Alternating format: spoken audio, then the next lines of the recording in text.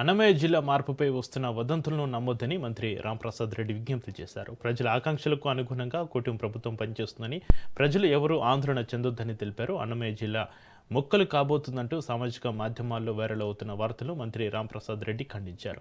అన్నమయ్య జిల్లా ప్రస్తుతం 3 నియోజకవర్గాల్లో మాత్రమే ఉందని, అయితే రాష్ట్ర ప్రభుత్వం ఈ 3 నియోజకవర్గాలను విభజించి రైల్వే కోడూరును తిరుపతి జిల్లాలో, రాజంపేటను కడప, రాయచోటిని మదనపల్లి జిల్లాలో కలిపేందుకు ప్రతిపాదనలు చేస్తున్నట్లుగా మంత్రి తెలిపారు.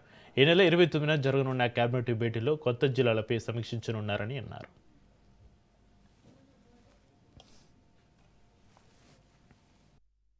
ఈ రోజు మధ్యాహ్నం కొన్ని ప్రచార మాధ్యమాల్లో రాయచోటి నియోజకవర్గాన్ని మదనపల్లి జిల్లాలో కలుపుతారని వార్తలు చూస్తున్నాం. దయచేసి నేను ఒకటే విజ్ఞప్తి చేస్తున్నా రాయచోటి నియోజకవర్గ ప్రజలకు, తప్పకుండా అన్నమయ్య జిల్లా కేంద్రంగా రాయచోటి ఉంటుందని గతంలో మన ముఖ్యమంత్రి గారు మనకు చెప్పడం జరిగింది.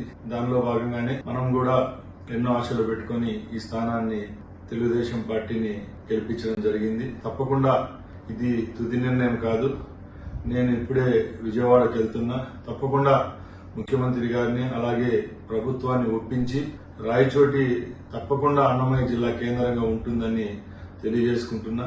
ఎవరు ఎక్కడ అసహనం వ్యక్తం చేయొద్దండి. తప్పకుండా ఇది ప్రజల కోసం పనిచేసే ప్రభుత్వం. 4 పర్యాయాలు ఇక్కడ తెలుగుదేశం పార్టీ గెలవలేదు. ఈసారి మన ప్రభుత్వం మీద అలాగే గౌరవ ముఖ్యమంత్రి చంద్రబాబు నాయుడు గారి మీద నమ్మకంతో ఈ స్థానాన్ని కైవసం చేసుకోవడం జరిగింది. అది మీ అందరికీ తెలుసు. మీరందరూ ఈ ప్రభుత్వం మీద, నా మీద, ముఖ్యమంత్రి గారి మీద పెట్టిన నమ్మకాన్ని ఒమ్ము చేయకుండా తప్పకుండా ఈ నిర్ణయాన్ని వెనక్కు తీసుకునే విధంగా చర్యలు తీసుకుంటాం. నేను ఒకటే చెప్తున్నా, ఇది తుది నిర్ణయం కాదు, ఇంకా టైం ఉంది.